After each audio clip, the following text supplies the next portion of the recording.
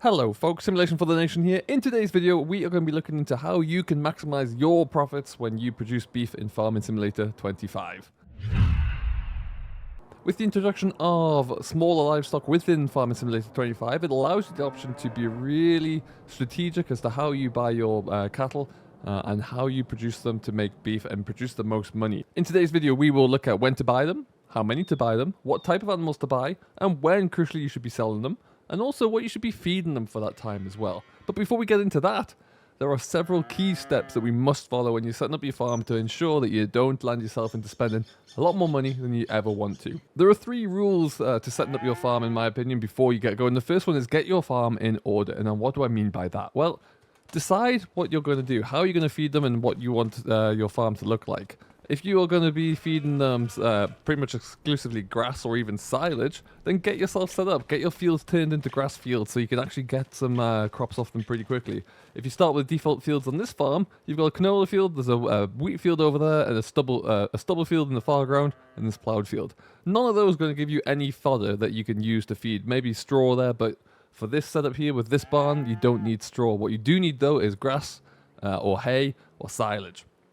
Or you can even add total mixed ration in there, but we'll cross that bridge later on.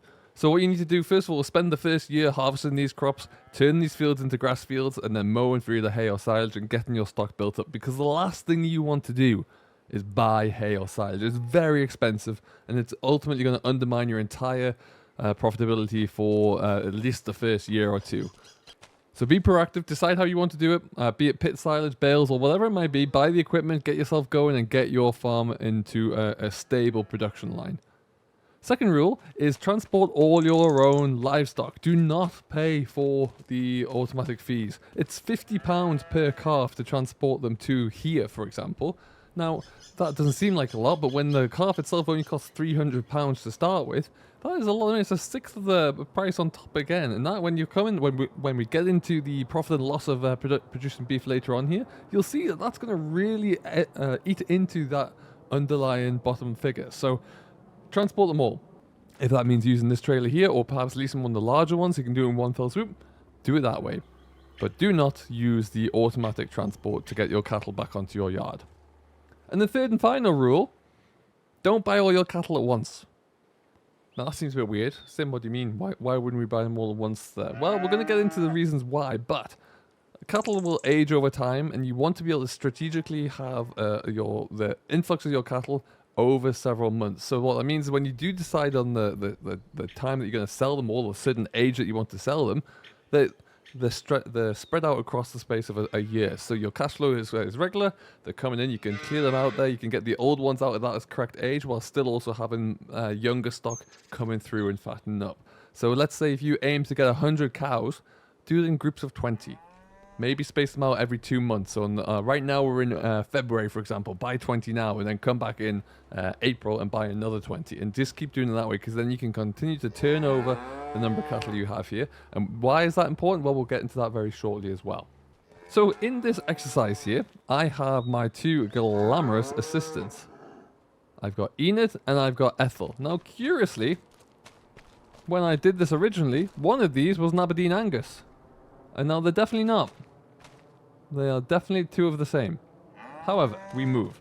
I'm going to show you what I've created here. So essentially, if we come on into our store right here, you'll see that we've got 1 Aberdeen Angus and we've got 1 limousine. And these are now 18 months old. I got these in as day 1 calves. And for the last 18 months, I've been feeding them, and I've been taking down some statistics, and I've been figuring out what that looks like. And ultimately, that creates a spreadsheet.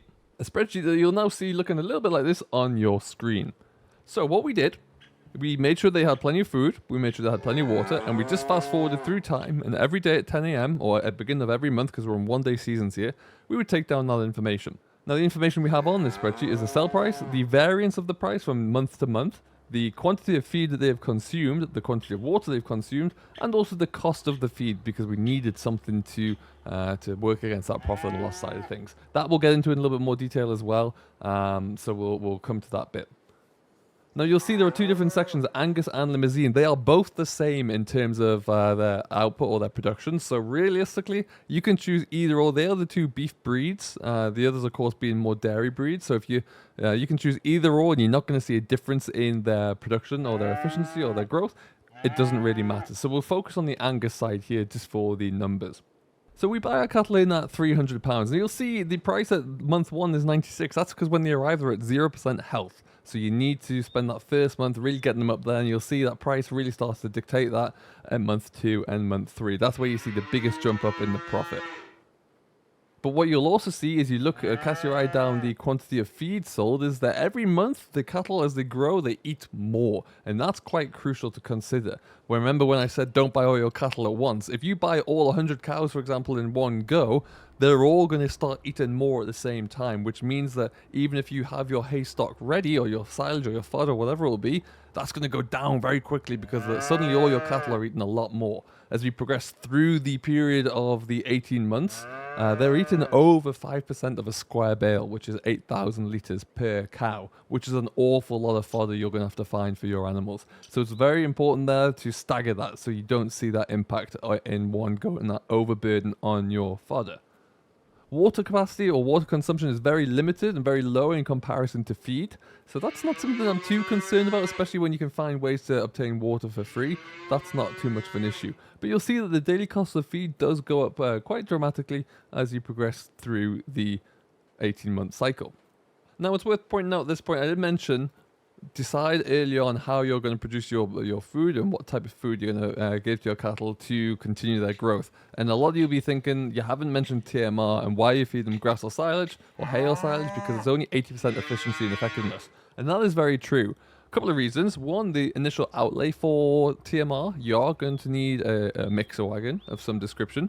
You're going to need to buy, and this is the crucial one, you're going to have to buy mineral feed. And as we come on into the store here, you cannot produce your own mineral feed. You're going to have to buy it there, and it's £1,000 per pallet. Now, one of those pallets, when you put it into the mixer wagon there, does go pretty quickly. So you're going to need to factor that in for a lot of pallets throughout the course of a 12-month period, which, of course, is going to hit that bottom line.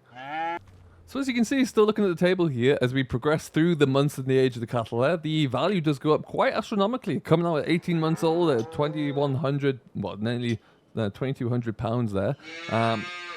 That's great. That's a lot of money for a cow that you bought in as a calf at 300 pounds. That's great, but there is a lot of costs that go with that one. Take a look at the profit and loss table in the bottom right corner. The amount of profit that you are making there does reduce quite significantly, actually, as you progress down through that to the 18-month period there, where you're only really gaining about £20 per month, which is not a lot for the amount of effort that you're putting in there. And that comes back again to the other side of things, that they're consistently wanting to eat more and more. So that's going to be a huge burden on your feed stocks for the entirety of the year. Now you'll see I've drawn a big red line through the 10-month period. For me, anywhere between 9 and 11 months is the optimum range for when you should be looking to sell your livestock. A couple of reasons for that. First of all, you'll see that you're still making quite a good profit per livestock there, per head, coming in around anywhere between £572 per calf or cow, all the way through to £683 for the 11-month-old. And that's still coming in at quite a substantial amount. So it's a great time to be able to turn them around quickly, get them in, get them fattened up, and get them moved on for substantial profit without starting to see them really increasing and ramping up how much they're eating. Over a 12-month cycle there, you will be able to cycle through the entirety of your herd in theory, because you're going to have them coming through and aging and developing and moving on out there and buying new young calves in to continue. So that's going to see a consistent cash flow coming in, allowing you to buy more, to perhaps expand, but it's also going to see you continually making profit on that as well. You can, of course, aim to keep them for longer. If you aim to keep them for the 18 months there, that's when they are able to reproduce, and then you won't have to buy the calves in. But, big but for that one, it does take time. They have to be healthy, and of course they are going to continue to eat. So it's not the most practical way, rather than just taking your trailer to the auction and buying in a whole load of calves in bulk. Now, whilst it doesn't look like as well that we're consuming too much food at this point in time, as you'll see from the graph in the bottom left corner there, the red line is for the feed quantity that's being used every month, and it is trending up over, but please do bear in mind, that's for 2 cows. That's for Enid and Ethel here only.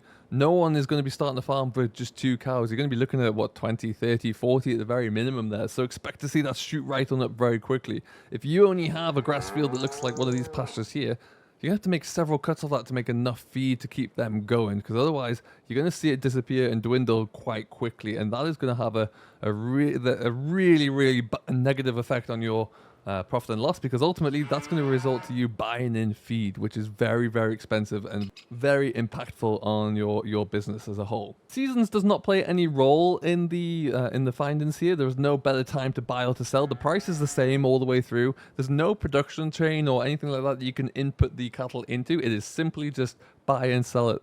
Buy at this price, sell them at this price if they're healthy. The key thing is that they have to be healthy. Keep them 100% healthy. Do that by making sure that their water troughs are full, their feed troughs are full, and if they do require straw, that is full as well. Do that, you'll get the best price possible at that given time. So in summary then, I would say it doesn't really matter which type of cattle you buy, Angus or Limousine, they're both going to give you the same output. Always look to purchase your cattle across 3 to 4 different purchasing windows, if not more, throughout the course of the year, depending upon how many you're aiming to have. Have all of your ground and your farm set up so it's able to facilitate cattle to begin with, so you've got all your feed in place, and you know how you're going to approach feeding them throughout the course of the year. Be looking to sell your cattle anywhere between the 9 and 11 month window there to really optimize the amount of profit you can make. That profit number is going to increase significantly as well if you do have sufficient fodder for your cattle, so you don't have to rely on purchasing them. Of course, I had to do that for this because I just didn't have the time to set up the farm for the livestock, but this gives you an idea of what it would cost anyway.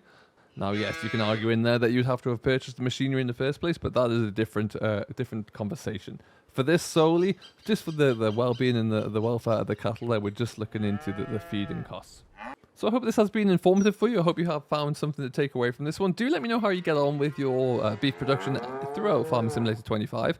I would love one day to see some beef production chains coming in, so there's maybe butchers or anything like that, so you can actually have a different sell point for your beef rather than just to the animal livestock auction, because it just feels like that's missing. I don't think we'll ever see that from Giants per se, but it's a great opportunity for someone to add that in. But as we don't right now, all we can do is continue with the mechanics and sell where we can at the auction. If you have enjoyed this video, please do consider giving it a thumbs up. Subscribe for more if you like these kind of guides and reviews. I have been Simulation for the Nation. Thank you very much for watching and spending your time with me. We'll see you in the next one.